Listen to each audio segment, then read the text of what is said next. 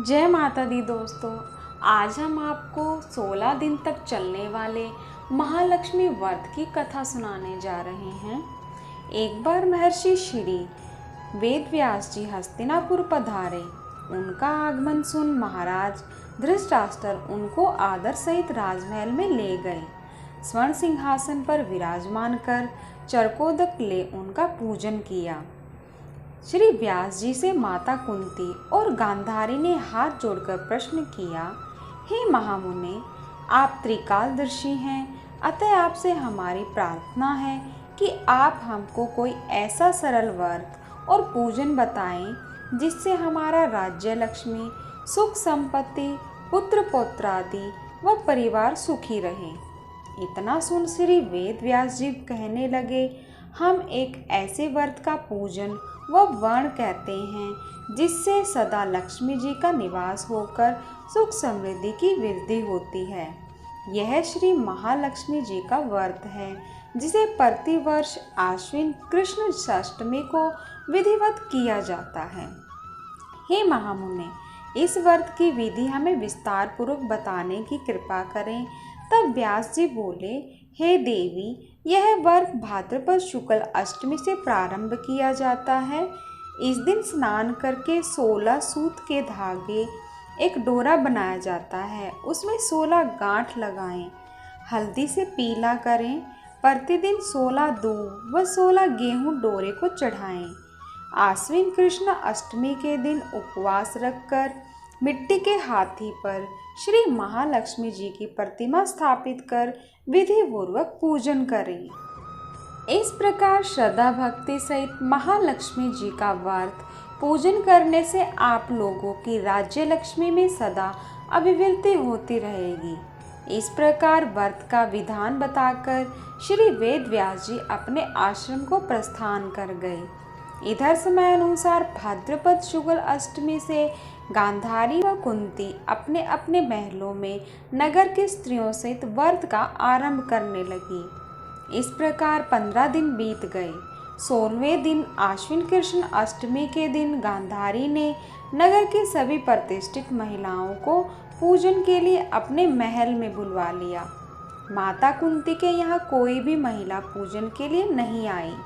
साथ ही माता कुंती को भी गांधारी ने नहीं बुलाया। ऐसा करने से माता कुंती ने अपना बड़ा अपमान समझा।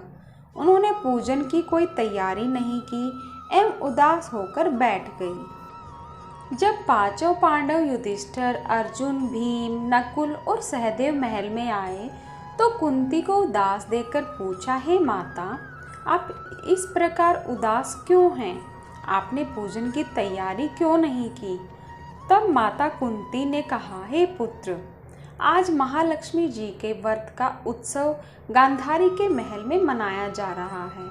उन्होंने नगर की समस्त महिलाओं को बुला लिया और उसके 100 पुत्रों ने मिट्टी का एक विशाल हाथी भी बनाया, जिस कारण सभी महिलाएं उस बड़े हाथी का पूजन करने के लिए गांधारी के यहाँ चली गई, लेकिन मेरे यहाँ नहीं आई।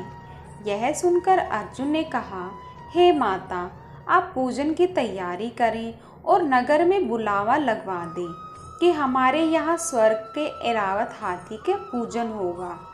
इधर माता कुंती ने नगर में ढिंडोरा पिटवा दिया और पूजा की विशाल तैयारी होने लगी।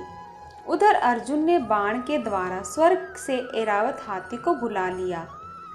इधर सारे नगर में शोर मच गया कि कुंती के महल में स्वर्ग से इंद्र का ऐरावत हाथी पृथ्वी पर उतरकर पूजा के लिए आएगा। समाचार को सुनकर नगर के सभी नर नारी, बालक और वृद्धों की भीड़ इकट्ठी होने लगी। उधर गंधारी के महल में हलचल मच गई। वहां एकत्र हुई सभी महिलाएं अपनी अपनी थालियां लेकर कुंती के महल की ओर जाने लगी। देखते ही देखते कुंती का सारा महल ठसाठस भर गया। माता कुंती ने ऐरावत को खड़ा करने हेतु अनेक रंगों के चौक पुरवाकर नवीन रेशमी वस्त्र बिछवा दिए।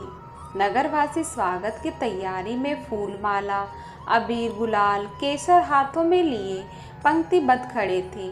जब स्वर्ग से ऐरावत हाथी पृथ्वी पर उतरने लगा तो उसके आभूषणों की ध्वनि गूंजने लगी। ऐरावत के दर्शन होते ही जय जयकार के नारे लगने लगे। सायंकाल के समय इंद्र का भेजा हुआ हाथी ऐरावत माता कुंती के भवन के चौक में उतर गया। तब सब नर नारियों ने फूल, माला, अब गुलाल, केसर आदि सुगंधित पदार्थ चढ़ाकर उसका स्वागत किया। राज्य पुरोहित द्वारा ऐरावत पर महालक्ष्मी जी की मूर्ति स्थापित करके वेद मंत्रोच्चारण द्वारा पूजन किया गया। नगरवासियों ने भी महालक्ष्मी का पूजन किया। फिर अनेक प्रकार के पकवान लेकर ऐरावत को खिलाए और यमुना का जल उसे पिलाया गया। राज्य पुरोहित द्वारा स्वस्ति वाचन करके महिलाओं द्वारा महालक्ष्मी का पूजन कराया गया। 16 गांठों वाला डोरा लक्ष्मी जी को चढ़ाकर अपने अपने हाथों में बांध लिया। ब्राह्मणों को भोजन कराया गया। दक्षिणा के रूप में स्वर्ग आभूषण, वस्त्र और दिए गए। तत्पश्चात महिलाओं ने मिलकर मधुर संगीत लहरियों के साथ भजन कीर्तन कर संपूर्ण रात्रि महालक्ष्मी व्रत का जागरण किया। दूसरे दिन प्रातः राज्य पुरोहित द्वारा वेद मंत्रोच्चार के साथ जलाशय में महालक्ष्मी जी की मूर्ति का विसर्जन किया गया। फिर ऐरावत को विदा कर इंद्रलोक को भेज दिया। इस प्रकार जो स्त्रियां श्री महालक्ष्मी जी का विधि पूर्वक व्रत एवं पूजन करती हैं, उनके घर धन धान्य से पूर्ण रहते हैं तथा उनके घर में महालक्ष्मी जी सदा निवास करती हैं। इस हेतु महालक्ष्मी जी की यह स्तुति अवश्य बोले। महालक्ष्मी नमस्तुभ्यं नमस्तुभ्यं सर्वेश्वरी, हरिप्रिये नमस्तुभ्यं नमस्तुभ्यं दयानिधे। जय माता दी।